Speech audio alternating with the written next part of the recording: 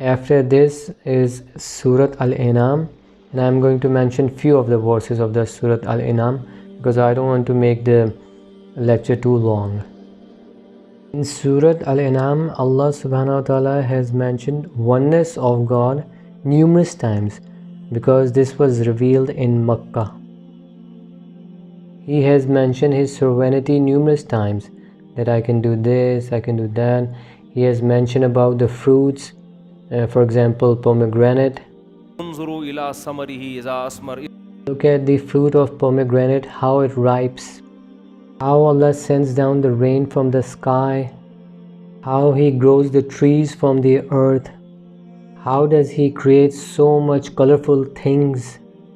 This chapter Allah subhanahu wa ta'ala has given numerous evidences of His sovereignty and authority. While reciting this chapter, I just came across a family who embraced Islam recently, alhamdulillah. So after they embraced Islam, they were Hindus.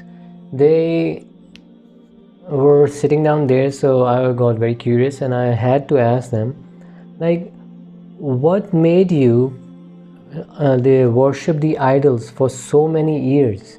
Because the husband was like around 35 years old. So thanks to Allah that they have embraced Islam after 35 years. But I was curious and I asked them, like, what made you actually embrace Islam after so long, and why were you worshipping these idols which you have made with your own hands?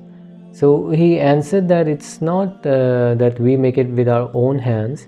We get it from the temples, ready-made. So you can buy any kind of idol which is considered as a god, and for the rain and for food and for clothing and numerous others. I don't know if he was telling the truth or not, but of course he will be telling the truth. Why would he lie, right? So whenever like I saw their situation, it reminded me of Hazrat Ibrahim alayhi salam's case. Quran says that Hazrat Ibrahim alayhi salam said to his father that you make the idols with your own hands and then you call it a god. This is an open error. This is you're astray. And how his father and his family reacted. Nowadays many people call themselves liberal, but when any Christian wants to convert to Islam, they become so arrogant and they become so strict with that person, and sometimes they threaten the life that if you will embrace Islam, we will kill you. And this sort of things are less in Christianity, but it's too much difficult to embrace Islam in Hindu culture. If they find out that any of the youngsters or old person is embracing Islam, they threat them to life. Like they openly say that we are going to murder you, and they are forced to leave Islam. So I don't know what sort of liberal person they are. Anyways, my own faith was strengthened because of this case when this Hindu family who converted into Islam told me that all these years I never understood why am I worshipping the idols. So then I asked them, like, do you eat the meat of the cow? He said, yes, since childhood I have been eating the cow's meat. Because when I used to ask my preachers in the temple that why shouldn't we eat the meat of the cow, when we consume the meat of the goat or some other animals, then why we cannot have the meat of the cow? This is the age of the logic. So I need to know, like, why we do not eat the meat of the cow? So show me, where is it written in our books that this cow is our mother? And then there is one more question rises. If the cow is the mother, then the bull should have been a father. I'm not like making fun of it, but logically this should have been, right? Look, the point is by all heart, with sincere heart, I want to say something to all the Hindu people. Like, look, we can satisfy ourselves by lying, or I can satisfy myself by lying to myself, but we cannot deceive the Creator. You know, this Hindu family which embraced Islam yesterday, they were saying that the concept of Islam is so clear that there is no doubt in it.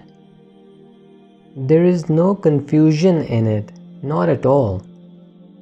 And there is so much peace in it. The Quran says, ضرب الله مثلا رجلا فيه شركاء متشاكسون. Allah subhanahu wa ta'ala gives an example of two people. One of them have many gods.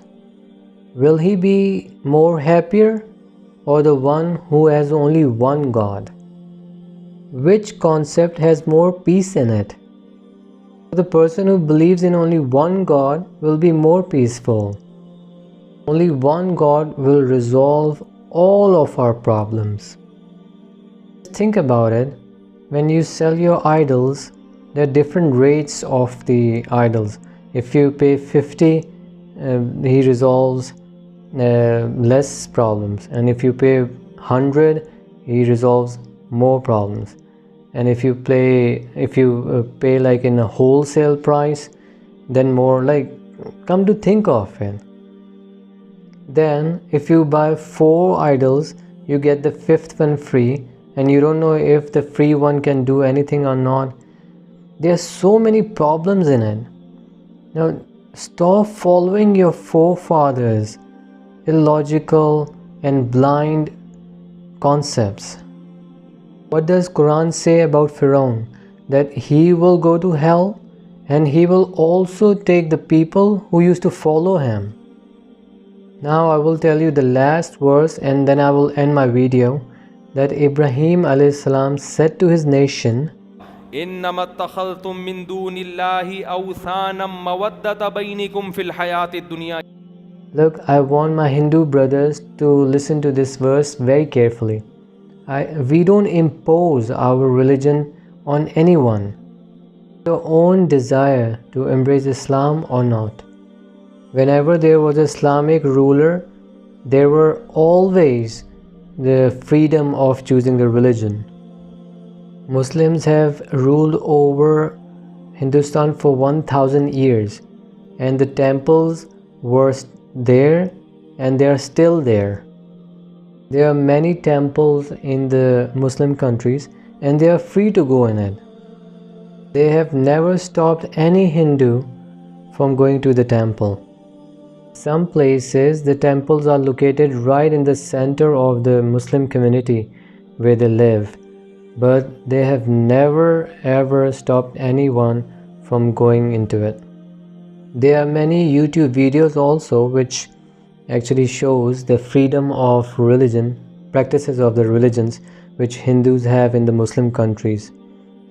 And you can see over there like how free they are to have their own concept and own religion practices. But we can always request them, right? That we can only satisfy ourselves by following the wrong religion.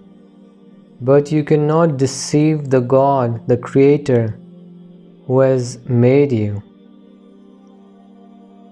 The reason you're following Hinduism is on the basis of your forefathers, not on the logic that my father is Hindu, my mom is Hindu, my brother is Hindu, and my other relatives are all Hindu. That is why I'm following it. So for this sort of concept, the wording of the Quran is that the Hazrat Ibrahim a.s. said to his nation that the reason you're opposing me is مودة بينكم. relationship amongst yourselves. They had families, they had the tribes, the culture. Everyone used to make these idols. On the basis of these relations, you're not understanding my message. I got tired of telling you that these idols cannot do anything for you because you have made them yourselves. These are created, and the God is not created. He is the creator. We are better than these idols. The Quran says, لهم أرجل يمشون بها. you have legs by which you can walk. Can they walk using their legs? The Quran says, ألهم أيدي يبطشون بها. you can hold the things with your hands. Can they hold anything with their hands? أم لهم أعين يبصرون بها. You can see with your both eyes. Can these idols see with their eyes? They are weaker than you. So what did Hazrat Ibrahim ﷺ say? That on the basis of the logic you are understanding my message, but because of your relationship, your culture, this is why you are rejecting it. It is said that at the time of the judgment, when Allah subhanahu wa ta'ala will ask them, the same relationships which are based on the love right now will turn against each other at that time. You will start to blame each other, saying that, oh Allah, we left you because of them. So my Hindu brothers, please fulfill the relationship as much as you can afford. You will give the refuge to a most wanted person. Obviously you will also be involved in the crime. The people will obviously say to you that you should have helped them out as much as you could have afforded. If you will have a relationship with most wanted person, obviously your name will be added as a criminal and you will be included in the investigation. So you are worshipping these idols because your forefathers, your father, your mother and your other relatives. On the day of judgment, these concepts will lead to the fight between you and your relatives, and you will be blaming each other that, oh Allah, because of them we did not follow you. Quran says, إنكم وما تعبدون من دون الله حصب جهنم. that you will be thrown in the hell fire along with these idols which you have created. There is no punishment in this world. In this world there is a freedom. You can do whatever you want to do. لا إكراه في الدين. The Quran says there is no compulsion in the religion. There is no compulsion. In this world there will be temples, churches, masjids. Whoever wants to drink alcohol can drink alcohol. In Muslim countries, the non-Muslims consume alcohol. There is no restriction on them.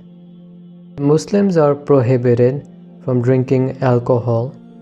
So there is a freedom in this world, but the meaning of this freedom is not that at the judgment day there will be a freedom too. At the day of judgment, Allah subhanahu wa ta'ala will judge and ask from all the people. So before that day comes, all the human beings should correct their concepts and follow the right religion. Now I'm going to address my non-Muslim viewers, and then I'm going to finish up this video. That sometimes they are very young people who wants to embrace Islam, especially the girls. So they say, like, if we embrace Islam, our family members are going to literally hurt us a lot or might even kill them. So these kind of people, Allah has made the things easier. He says, if you fear that by exposing your Islam you will be hurt a lot or you might be killed, you should not expose your Islam to the world. This is the ease which Allah subhanahu wa ta'ala has given to the people. How easy Allah has made for the people, isn't it? But this is only for the people who fear that they will be killed or people will hurt them a lot. Otherwise you will have to announce that you have embraced Islam. So when Allah subhanahu wa ta'ala has given so much ease that you can hide your Islam and you can embrace Islam, you can recite La ilaha illallah Muhammad Rasulullah, and then when you have gained some power or you're strong enough, then you can announce your Islam to everyone. Only the Lord Almighty Allah knows what is in the heart of the people, and because it's a religion of the God Allah, so it's between him and the person. There's a verse in the Quran that when there was a competition between the Musa alayhi salam and the Pharaoh, وقال رجل مؤمن من آل فرعون يكتم إيمانه. There was a man who embraced Islam who was amongst the courtiers of Pharaoh, but he knew that if he will expose his religion, his neck will be removed. What he did was, he hid his faith. After hiding his faith, he was advising the Pharaoh that you have become an enemy of Musa, but what if he will be a true prophet? There are some chances, right? Then what are we going to do? We will be in deep problem. After hiding his faith, how clever he was to give these sort of advices to Pharaoh. And then he said that Yusuf alayhi salam was also the prophet of the Lord Almighty Allah, and we denied him too. And what is the claim of Moses? His claim is to believe in one Lord Almighty. Just look at the claim. He's not wrong in claiming that. He's saying the right things. There's no benefit of his in it. Then he said to his nation that right now we have the kingdom in the world, but remember one thing, the kingdoms are gone too. Right now we are powerful. But after all these things which he just said, Pharaoh did not punish him, because Pharaoh was thinking that this is my own person, my own courtier, and he's a little bit out of line, but he's my person. So all those non-Muslims who have already embraced Islam and they fear the bad treatment, they can just tell Allah that they have embraced Islam. After reciting Kalma Shahadat, you can preach your parents in a similar manner like that person in Pharaoh's courtier. Don't tell your father that you are a Muslim. Just tell your father, look, we placed this sweet in front of this idol, and when in the evening we came back, it was still there. This idol did not do anything to it. Why are we amusing ourselves from them? What are these? Why should we follow these preachers in our temples? There is only one God who has created everything, who is the creator. He cannot be created by anyone. It is as clear as 2 plus 2 is 4. So Islam preaches you the oneness of the God. And in Islam there is a worship of one God, there is a cleanliness, there are prayers, there are fasting, there is a teaching of how to be obedient to the parents. And yes, there is one very important point, that Islam does not teach you to be disobedient to your parents and your relatives after you have embraced Islam. Some of the parents are afraid that if their children will embrace Islam, they will be completely left alone. Please keep in mind that there is nothing like that. Quran has mentioned very clearly that if your parents are non-Muslims and you are a Muslim, then you need to be kind to them. If any of the non-Muslims want to embrace Islam, so their family should not think that after embracing Islam, he or she will be completely cut off from them. He and she will not be cut off from you. Islamic scholars will not tell him or her to cut off with their relatives or family. Rather, they will teach the person who will embrace Islam that all of your relatives are still your relatives. So you need to respect them in the same manner or in a better manner. Hazrat Safiya Raziyallahu Anha was the wife of the Prophet, but she was from the Jewish family. She used to send the gifts to her Jewish relatives and the family members. Someone taunted that she has relationships with Jewish people. She said, "They are all my relatives." The Prophet ﷺ has ordered me to connect with my family members. Some of the non-Muslims think that if somebody will embrace Islam within their family, that person will be completely cut off. I don't think that way. You are liberal people. Think liberally. You can tell him or her, like, if you want to embrace Islam, there is not a problem, you can. And trust me, he or she will be more kind and more helpful towards you and towards her parents, because the Islam will force now to them to treat their parents better than previously. So this is the end of the video, and I hope that all my non-Muslim friends will understand what I was trying to tell them. May Allah guide all of us on the right path the same way He has guided the Prophets. Ameen.